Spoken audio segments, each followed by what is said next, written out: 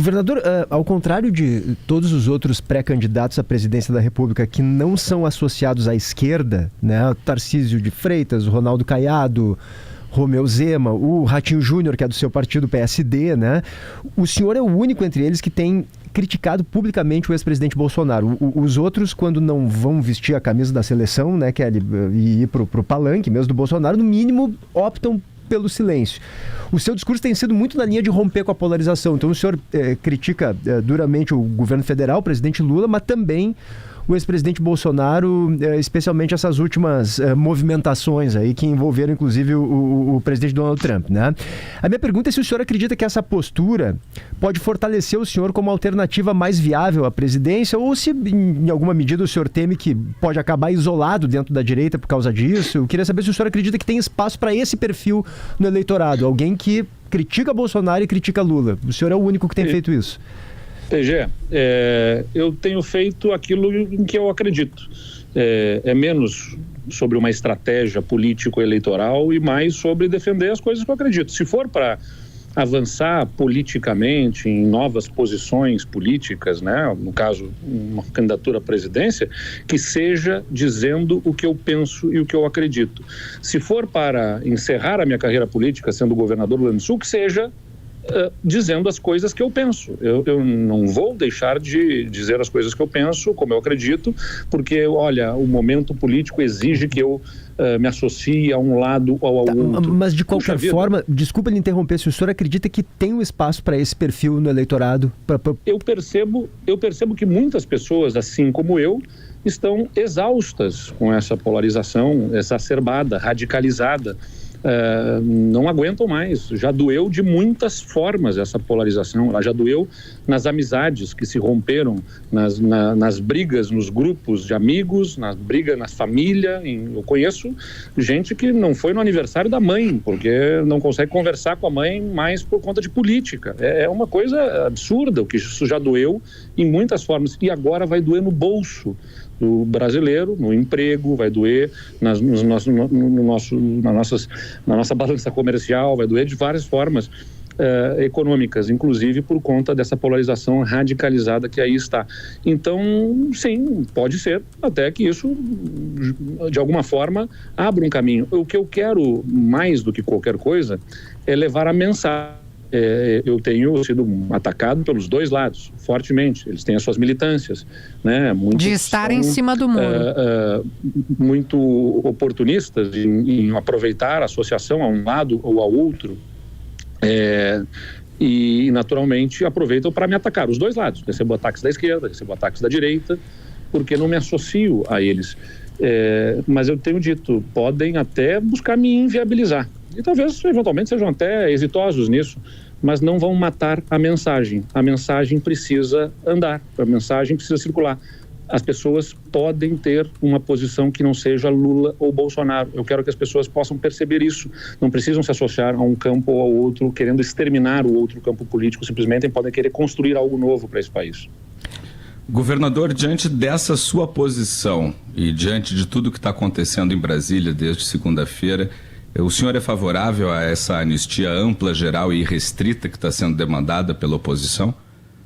Não sou favorável. Entendo que é legítimo que busquem discutir politicamente, né? Mas acho que não deve evoluir.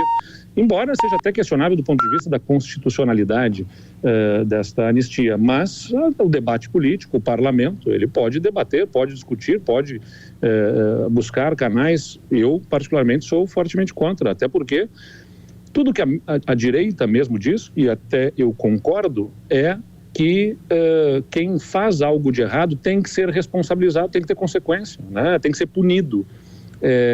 Então, como é que a gente assiste pessoas invadindo, depredando espaços representativos da nossa democracia? Ou seja, não é apenas depredação de espaço público, de patrimônio público, é depredação dos maiores símbolos da nossa república e da nossa democracia, no parlamento, no judiciário, no executivo federal, com clara intenção, estavam lá as manifestações por intervenção, né, estavam sendo feitas lá claramente naquele momento, então não era simplesmente um ato de vandalismo, e não vão ter responsabilização nenhuma. Pode-se discutir dosimetria da pena, de acordo com participação de cada um, talvez o Supremo tenha avançado em dosimetria da pena muito gravosa para alguns casos, isso pode ser discutido, mas simplesmente não haver responsabilização nenhuma é inadmissível. Eu acho que tem que haver responsabilização. O Brasil já tem um sentimento muito forte de impunidade. E aí eu vejo gente que está defendendo a anistia, invocando que tantas pessoas no país não são punidas pelos crimes que cometem, agora vão querer punir esses. Mas a solução não é anistiar esses, a solução é buscar punir os outros. Mas governador, gerar mais impunidade. Mas e sobre as lideranças, digamos assim, mais expressivas, a cúpula, né? Minha dúvida é se o senhor acredita que Jair Bolsonaro e alguns militares ali de um núcleo muito próximo dele lideraram, de fato, arquitetaram uma tentativa de golpe e se por isso devem ser punidos. Queria entender a sua opinião relacionada a essas pessoas. Olha, PG, eu tenho que deixar claro o seguinte. Tenho a impressão que sim, tenho a impressão que se envolveram e que deverão ser responsabilizados. Por que eu digo eu tenho a impressão e não afirmo peremptoriamente? Porque tem um processo com milhares de páginas, com um conjunto de provas, tem inquérito policial, tem Ministério Público, tem juízes da Suprema Corte que se debruçam sobre tudo isso, analisando cada um dos detalhes para entender o nível de envolvimento de cada um. Eu observo tudo isso sem ler esse processo. Eu leio, acompanho pelo que a imprensa nos traz, pelos conteúdos que são apresentados e todos aqui imaginam com a minha necessidade de me debruçar sobre esse e sobre uma infinidade de outros assuntos. Então eu respeito muito as instituições que estão se debruçando sobre esse assunto. Tem gente que é paga, né, que trabalha sobre isso, policiais, promotores e procuradores de justiça e juízes que se debruçam sobre o processo para fazer essa análise. Se não fosse assim, se fosse pelo julgamento popular, já então estava feito o julgamento pelas impressões que cada um de nós expressa nas suas opiniões aqui e ali. Então, por isso que eu digo, tem que respeitar o processo judicial. Por que eu critico a prisão domiciliar agora do presidente Bolsonaro? Porque ela se deu no âmbito de uma decisão monocrática, sem ter sequer havido ali a manifestação do Ministério Público. Essa é criticável. Agora, aquela que vier por conta de todo esse rito, inquérito policial, Ministério Público Federal e decisão judicial num órgão colegiado, é muita gente envolvida, a possibilidade de erro é muito menor, né? A possibilidade de falhar é muito menor, embora também não sejam infalíveis. Tanto é que o judiciário envolve recursos, né? Pedidos de reconsideração para poder corrigir rumos, eventualmente, de decisões que tenham tido. Então, parece que sim, o que eu observo foram, sim, recorrentes manifestações do ex-presidente Bolsonaro tentando desacreditar do processo eleitoral, das urnas, né?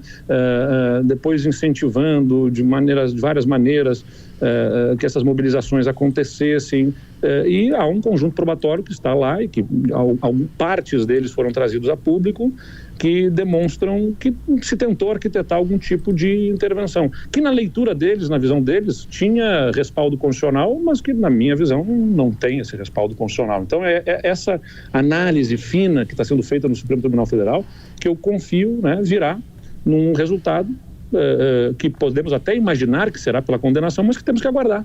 Temos que aguardar todo o processo ser concluído. Eu me comprometi com a sua equipe de que eu lhe devolveria a eles, então eu vou fazer a última. Alexandre de Moraes, disserte sobre. Eu acho que o ministro Alexandre de Moraes tem erros e acertos. Acho que ele teve uma condução importante do processo eleitoral, com bastante firmeza, mesmo no processo relacionado ao 8 de janeiro, mas tem alguns excessos que preocupam, né? Que um deles é esse agora da prisão domiciliar. Acho que precisa ser discutido uma série de pontos relacionados, inclusive, ao nosso amadurecimento institucional do país. Não é só sobre o Alexandre de Moraes, é sobre...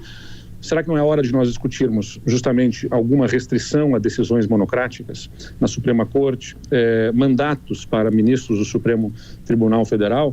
A gente tem que colher de tudo isso que a gente está vivenciando, como é que a gente consegue, não simplesmente debater as pessoas, mas debater como é que a gente consegue aprimorar institucionalmente, dentro das regras da Constituição, né, sem rupturas, as nossas instituições. Então, onde houver ser humano, haverá possibilidade de falhas. Jornalistas falham, políticos falham, juízes também falham, né? Em todas as áreas onde houver seres humanos, há falhas. Quando você tem um órgão colegiado, a instância máxima do judiciário brasileiro, que é o Supremo Tribunal Federal, que tem também um componente político, vamos lembrar, os ministros que estão lá foram escolhidos por presidentes da República diferentes. Foram todos eles votados no Congresso Nacional, pelos parlamentares escolhidos pela população no Congresso Nacional, né, e investidos no Supremo Tribunal Federal a partir disso. Então tem um componente político, tem, né, dentro de uma estrutura jurídica, mas tem um tempero político no Supremo Tribunal Federal. Isso tem que ser considerado, e eu entendo que tanto melhor que na instância máxima do Judiciário, as últimas decisões que serão tomadas sejam especialmente gravosas como essa, né, de prisão domiciliar de um ex-presidente da República por conta de manifestação. É bastante preocupante isso, mesmo que no contexto tantas pessoas desejem a condenação, a prisão, enfim, tem que ter muito cuidado com os processos aqui, porque a instância superior do Judiciário, o ideal é que decisões graves como essa sejam levadas a um órgão colegiado para reduzir as chances de arbitrariedades e de erros que comprometem a própria imagem do Supremo Tribunal Federal, que deve ter muito cuidado para preservar a confiança das pessoas nas instituições e no judiciário e, naturalmente, na nossa própria democracia. Eu agradeço imensamente, vou lhe devolver, porque eu sei que o senhor, para a sua equipe, que o senhor está cheio de compromissos, e agradeço pelas respostas concisas, porque eu acho que a gente conseguiu, na maior parte dos assuntos, né, contemplá-los, que são absolutamente relevantes. Governador, muito obrigada, e eu desejo um bom trabalho. O senhor já voltou? Está aqui? Estou aqui no Palácio Piratini, agora vamos ter uns atos de sanções de leis aqui da Assembleia Legislativa. Já temos lançamento de um projeto importante sobre o turismo logo mais, e depois, mais tarde, vou a Santa Rosa, ainda durmo lá em Santa Rosa. Amanhã a gente tem eventos por lá. Muito obrigada e um bom trabalho para o senhor. Muito obrigado, bom trabalho a todos. 10h23, 10 horas e 23 minutos. Eu destaquei, PG, Gabriel, uma série de frases aqui, que o ministro Alexandre de Moraes tem excessos que preocupam. Aliás, uma avaliação com a qual nós concordamos e já falamos aqui, discutir mandatos para ministros do Supremo e restrições a decisões monocráticas, que é uma discussão que está no Congresso também. Deixa eu buscar mais aqui, algumas das quais eu anotei. A prisão de Bolsonaro é equivocada e cercear a liberdade de expressão também. O Lula dizer que a humilhação ligar para o Trump, ele está errado.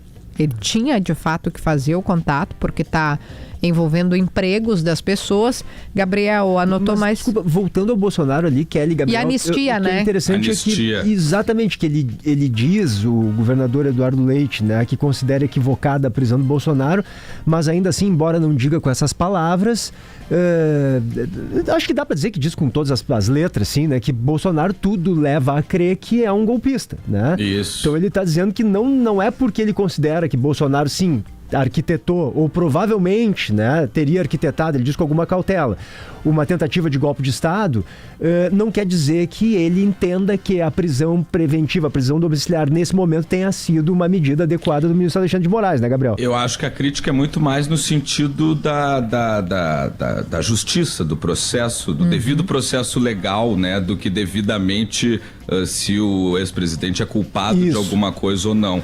É muito mais no sentido de como a decisão foi tomada. Ele, inclusive, fala várias vezes, né, ao longo dessa nossa conversa rápida, sobre as decisões monocráticas do Supremo, que é um assunto que está absolutamente em pauta nesse momento. E inicia dizendo que o processo legal, exatamente como diz o Gabriel, o rito é a condenação ou não, e a partir daí o cumprimento da pena. E aqui eu faço uma observação, porque ele mencionou, com o Lula foi assim. O Lula não foi preso antes. O Bolsonaro foi preso antes. A prisão é domiciliar, sim, mas o Bolsonaro foi preso antes, porque o Alexandre encontrou ali na sua leitura risco de fuga, cometimento de crime com manifestação, ou pelo menos ele determina que o Bolsonaro não pode usar redes sociais porque estaria as usando para cometer crime. E aí eu faço parênteses, ameaçando, chantageando o Supremo. Ele considera Isso, uma obstrução de justiça, uma afronta, ele diz, né, em letras, em caps lock, em letras maiúsculas. Muitas exclamações. Não é tola, né? Várias exclamações. A justiça não é tola. O que evidencia como as decisões do Alexandre de Moraes também vêm sendo tomadas de forma muito colérica, né? Muito raivosas, assim. E não pode, né? A quantidade de exclamações num despacho oficial do Supremo Tribunal Federal é uma coisa até que surpreende a gente que já está um pouco acostumado a ler esse tipo de despacho, né? Também me chamou muita atenção que o governador falou com todas as letras também... Opa, quase que derruba aqui tudo. Falou com todas as letras que essa posição... Eu usei ali como exemplo uma fala do Bibo Nunes, né? Mas a bancada gaúcha em peso está defendendo essa obstrução. E quando entra essa chantagem, né, só vai ser possível diminuir as tarifas quando um presidente de direita voltar ao Planalto. Por favor. Isso não ajuda ninguém, nem a democracia, menos ainda o Rio Grande do Sul, que é um dos estados mais afetados pelo tarifaço do governo americano. E criticou Eduardo Bolsonaro como culpado pelo que está acontecendo em relação ao tarifaço. Falou também, né, Kelly, dessa questão das redes sociais, que isso, pelo que eu tenho acompanhado, é um ponto quase pacífico, assim, entre todos os espectros ideológicos. Essa coisa de proibir que o ex-presidente apareça em posts de terceiros... Não tem cabimento. Não existe exatamente um tipo penal para isso no Brasil, né? Não tem cabimento. E complementando isso que tu está dizendo, Gabriel, essa semana a gente fez uma entrevista com o ministro Marco Aurélio e com Augusto Botelho, um advogado assim de extremo gabarito e que fez parte do governo Lula, então, Sim. que claramente não é de direita, dizendo que ele não concorda, dizendo que se usar a rede social e cometer crime, por exemplo, obstruir a justiça, se fosse racismo, né, que não é, mas estou usando outro exemplo, tem que responder por isso, pelo cometimento de crime a partir da sua fala. E não por algo, como que a gente chama isso? Prévio, né? Uma censura prévia. Desculpa, isso. Não tem outro nome. É uma censura prévia. Eu posso gostar ou não gostar do Bolsonaro, eu posso gostar ou não gostar do Lula, mas o Lula... Vamos lembrar, né? As pessoas não gostam. Mas tudo que é o Bolsonaro tem que falar do Lula também. Mas, gente, o Lula pôde reclamar porque é o correto do seu próprio julgamento. Ele várias vezes, né, dizia que o Moro atuava politicamente. E, aliás, gente, isso é um Estado democrático Sérgio de direito. Moro, né? Naquela audiência, né? Quando o senhor for candidato, a gente vai se enfrentar, enfim. Eu não consigo, assim, honestamente, compreender uma censura prévia de rede social com alguém que não foi condenado, né? Alguém depois, se for condenado, bom, temos uma outra questão, ainda vai poder recorrer, e aí, condenado, a gente tem o trânsito em julgado. Mas de alguém que não é condenado, e até que se prove o contrário, isso é presunção de inocência, não é aquele que diz a lei, ninguém pode ser considerado culpado. E tem uma incoerência no próprio despacho da prisão domiciliar, porque ele diz ali em letras garrafais, negritadas, com muitas exclamações, que a Suprema Corte não é tola, etc. Mas ele também diz que, apesar de ter descumprido a medida cautelar, o presidente nunca foi proibido, o ex-presidente nunca foi proibido de fazer discursos públicos. Que isso? Então... Qual que é o problema? Foi que foi via rede social de um terceiro. É muito complicado. Eu assim, defensora que me coloco, e aí CPF, né, pessoa física, minha opinião, da liberdade de expressão, que considerei a decisão do judiciário lá atrás, e aí, Gabriel, me ajuda, não sei se foi do Alexandre ou se foi do Toffoli, de não permitir a publicação de uma matéria da Cruzoé, Cruzoé, ministro Dias Toffoli. Não tem cabimento, né? Ou cercear a liberdade do Lula de reclamar do julgamento do Moro. Gente, o Lula condenado já. O Augusto Arruda Botelho falou com a gente dizendo que, bom, então prende, né? Então prende. Isso. Bom, quando vai preso, aí sim não pode usar as redes sociais e tal. Mas criar essa... Como disse o Gabriel, né? É um instrumento jurídico meio novo, né? Que tu não prende, mas proíbe de se expressar. Drible jurídico. É uma coisa esquisita, não há dúvida. Eu só queria, Gabriel, uma coisinha pra gente encerrar, voltando à entrevista do governador Eduardo Leite pra gente agora. a gente falou sobre isso na semana passada, o Gabriel não estava conosco ainda, mas é a primeira vez, e eu perguntei isso ao governador, que alguém mais identificado com a direita refuta o bolsonarismo, né, Gabriel? Ótima lembrança. A grande maioria dos políticos de direita acha que precisa botar a camisa da seleção e ficar defendendo o Bolsonaro para serem... Tarcísio, Zema, Caiado. Isso, Ratinho Júnior fica quieto, meio em cima do muro, enfim, mas é uma estratégia deles para se tornarem eleitoralmente viáveis em 2026. Então, até por isso, Eduardo Leite precisa se diferenciar deles, né? Porque o ficha 1 do partido dele, que é o PSD, Gabriel, ao que tudo indica, pelas informações que a gente apura e vai lendo, inclusive na imprensa, é de que seria Ratinho Júnior, né? O ficha 1 do PSD. Isso se o PSD não apoiasse Tarcísio de Freitas, né? Então, ontem pro Eduardo Leite chegar ali, Gabriel, ele precisa, nas pesquisas, ter um desempenho diferente. Para isso ele tem que, claro, se cacifar, se colocar como uma novidade, como algo diferente dos outros. Então é interessante a postura. Se ele provar que esse espaço existe, de alguém que não é de esquerda, mas que refuta o bolsonarismo, bom, talvez ele possa surpreender e virar um candidato competitivo, né? Perdão, Gabriel. Eu acho, não é isso mesmo, eu acho só que tem uma falha de leitura nessa avaliação de que é preciso regimentar o voto bolsonarista para o ano que vem. Eu entendo que, diante da atual conjuntura dos fatos, é muito mais importante, o negócio não é regimentar bolsonarista, é o voto anti-Lula que importa, não necessariamente o voto pró-Bolsonaro. Por isso que a gente vem vendo até mesmo o governador de São Paulo, Tarcísio de Freitas, que sempre se coloca com muita gratidão e lealdade, né, em relação ao ex-presidente.